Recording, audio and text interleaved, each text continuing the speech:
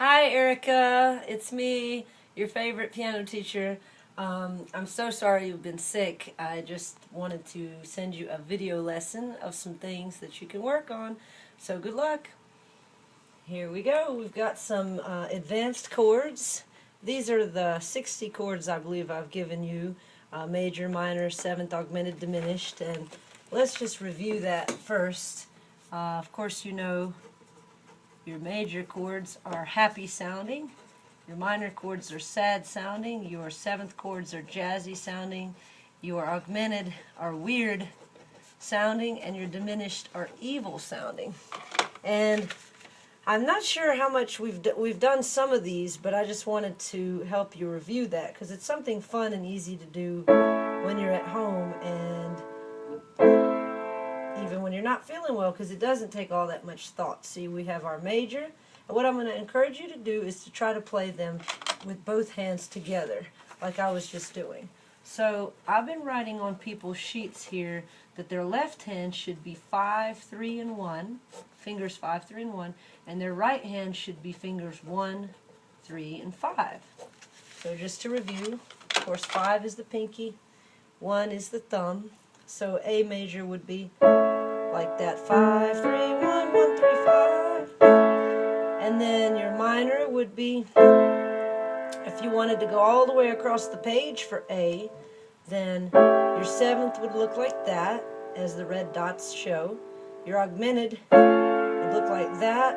Your diminished is pretty cool because you can get away with playing it with like 1, 2, 3 if you want, or just stick to the plan if that's easier. 1, 3, 5s.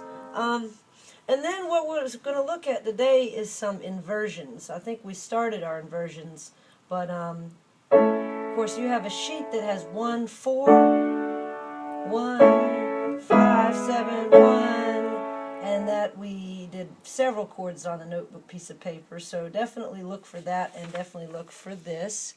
And then we did inversion. We're going to do some inversions. So let's start on A because our chord chart is on A. This is the 1 position. Then if I invert, or the root position, I'm in my first inversion.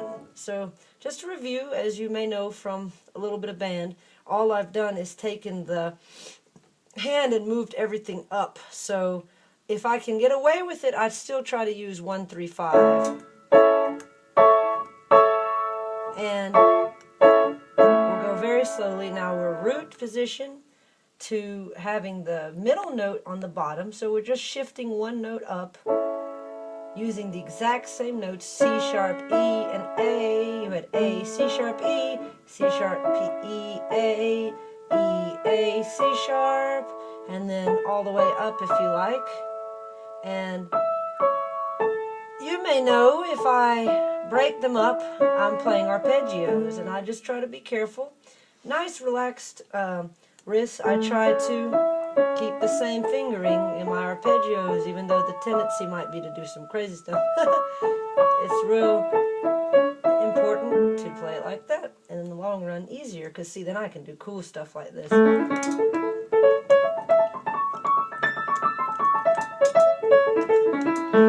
And I got that from following directions, which, yay, something we can always do. Great, so that's, without boring you, I'll just do a couple more. That's B. B is kind of hard. So, of course, if you want to skip like the really hard ones that have multiple black notes, you know, one or, well, actually 2 black notes, feel free. C, pretty easy. What I want you to do is make sure that you can play them as block inversions or as broken up arpeggios, whichever you find more interesting. Yay! So that's the brief assignment on chords. See if you can, by the time I see you next time, which I hope is this Wednesday if you're not feeling bad, hopefully you can do like a few of these of your choosing, majors, minors. Let's say spend maybe 10, 15 minutes at least twice working on this, or how much ever time you need. So, yay, that's chords, I wanted to do a brief overview of, actually, let's see, let's look at the circle of fifths, because I think you're pretty knowledgeable in this already, but it does transfer to scales, as you probably already know that too. Somebody asked me today at a lesson about why are these chords not set up the same way as the circle of fifths, and I didn't have a good answer because this was an alphabetical order and I found it somewhere and copied it. But the circle of fifths and the scales, as you know, correspond. So here you have C, which has 0 sharps and flats, G, which has 1 sharp, D, which has 2 sharps, A, which has 3 sharps, E, 4 sharps, B, 5, and let's see, F, which has 6, and C sharp, which has 7. Then if you go the other way, you have 1 flat, 2 flats, 3 flats, 4 flats, 5 flats, and 6 flats. And just like a color wheel, this would be your red. I thought this was kind of fun. I don't think we did this yet. This would be your orange. This would be your yellow. A would be your green. E would be your blue. Let's see, this B would be your indigo. And F sharp would be your violet. And C sharp doesn't have a color, unfortunately. I guess you could call it brown if you mixed all of them together. You'd get that. So C is your red, G is your orange, yellow. Like, as you see, every 5 notes up from C, D, E, F, G, we add a sharp, which is the 7th sharp. And then I go up 5 notes from G to D, any G, 1, 2, 3, 4, 5 to D, and I have 2 sharps. So it's pretty cool. Like if I mixed yellow with 2 sharps and red of 0 sharps, I would get orange, which is 1 sharp. And you can apply that anywhere. You can take orange with 1 sharp, green with 3 sharps, and make yellow with 2 sharps. It's interesting. You know, your green and your blue makes your green, and then your, let's see, crazy stuff goes on like that. Your red and your blue makes your, it's weird. We'll have to look at that again, because some of these may not exactly translate with colors, but I'm calling it that because we're going all the way around and we're adding something as we're going, and it's giving you some idea. And if you could, my challenge for you, if you're struggling with flats, come up with some kind of metaphor for yourself that works, anything that helps you remember, no matter how silly it might be. We like silly. And now thinking of it, I wish I had one for the flats, but I really don't at this moment in time. Tell you what, if you come up with something, we'll call it Erica's system. That's what we let people do, is come up with stuff in my studio. Yay! So then scales, you may already know this, and I think you do.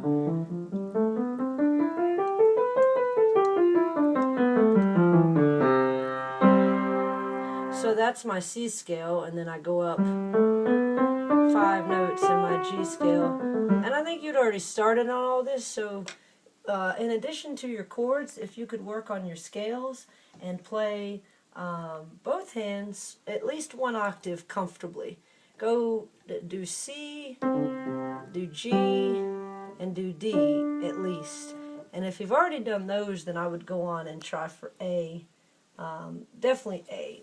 E and B are pretty challenging because you've got 4 sharps in E. There's 2 octaves, which is 2 octaves is my goal for y'all. I used to have to do up to 4, so that was no fun. And then B is 5 sharps.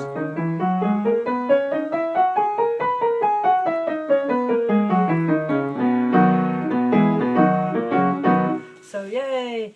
And then I wanted to look at one more thing in this little video before we do a second video, and your second and final video will be from the Phantom of the Opera book, because I do have it somewhere, and I know you're working on some stuff, so I was going to use ways of like improvising and looking at that, making it easier for you out of that, because I know that's the song book that you're working out of right now. So this is something called the Release Technique Guide for Learning a Piece of Music, and we'll give you one. I need to put your name on this. This was given to me by my teacher, who developed this release technique that we've been working on. The first thing we want to do in any piece of music is be accurate with our pitches. And that, of course, as you know, means notes. I'm going to just highlight or circle these as we go. So if we're not accurate with that, then we have trouble with everything else. So that is like the number one priority there. Just letting you know like how to make learning a piece of music easier. Secondly, appropriate tempo. We want to have some idea of the speed we're playing. In the beginning, slow is fine. So let's make some notes. Accuracy with pitches, number one priority. And then, let's see, appropriate tempo, slow to start. So if a piece is slow anyway, then you're just killing two birds with one stone there. Pretty cool. Accuracy and rhythm. That's just like if I have, you know, a triplet and then 3 quarter notes or something that follow it, then, you know, I just want to play that right proportionately. So that's about proportion. Then articulation, of course, that's, you know, do I have staccatos and legatos and all that good stuff? My clarity, my delivery, my attack. I had written some of these things in here. And see, right. Then dynamics, of course, are my louds and softs. And, you know, do I make something sound continuous, like somewhere over the rainbow? Or do I go somewhere over the rainbow? Which is fine if I'm trying to make it sound different. That's cool. But if I have to play it like it's originally written, then I want to make it sound like somewhere over the rainbow. Yay! Accuracy with harmonies, that's like left and right hand together. We just want to make sure. And that's something, a finer point of that is, let's say you have a right and a left hand together. Let's just make something up here.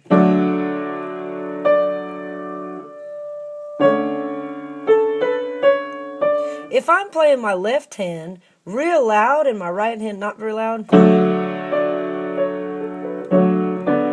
I'm pretty much just shadowing out anything that's going on in the melody, which is something you're probably already pretty aware of from your experience in band.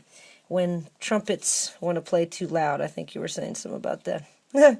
And then musical understanding, comprehension, you know.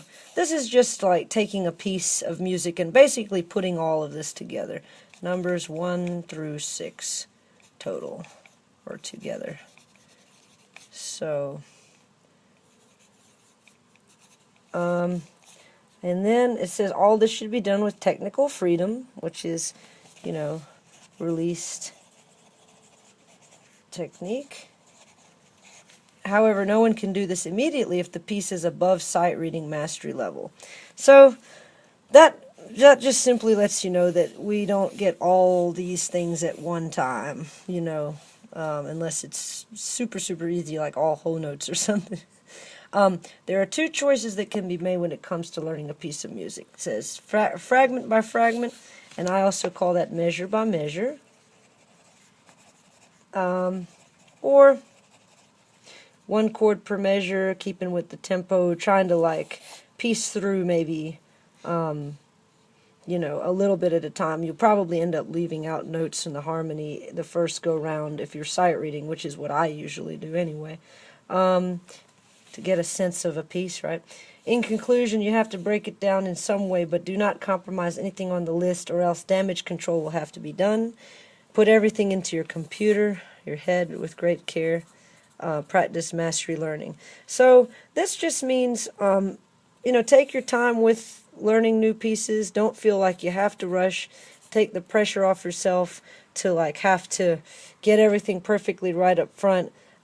This damage control, I kind of glossed over that first time, sorry. It's just meaning that like when I learn something the wrong way, it just takes a long time to relearn it. So basically it pays to learn it right the first time. So if you're going slow, it's okay. The keys to mastery playing are to get the most out of practice time, and so that you know what to do and what not to do. You know, and that means being mindful. Be mindful.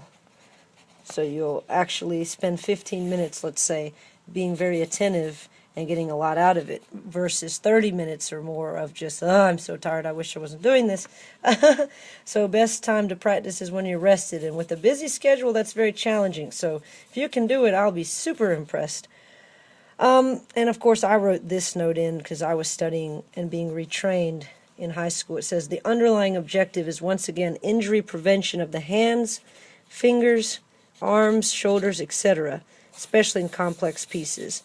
So we just pretend like we're almost getting a massage while we're playing, or we're at the chiropractor or something like you go to, because it helps you play the right way and not have any tendinitis potential. So I guess we will just conclude it right here. One of my friendly clients, Cody Arnold, was kind enough to videotape this for us, and so I hope it helps you learning your lessons. And so that's a brief overview of chords, scales, circle of fifths, and the release technique. So the next video we're going to look at the phantom.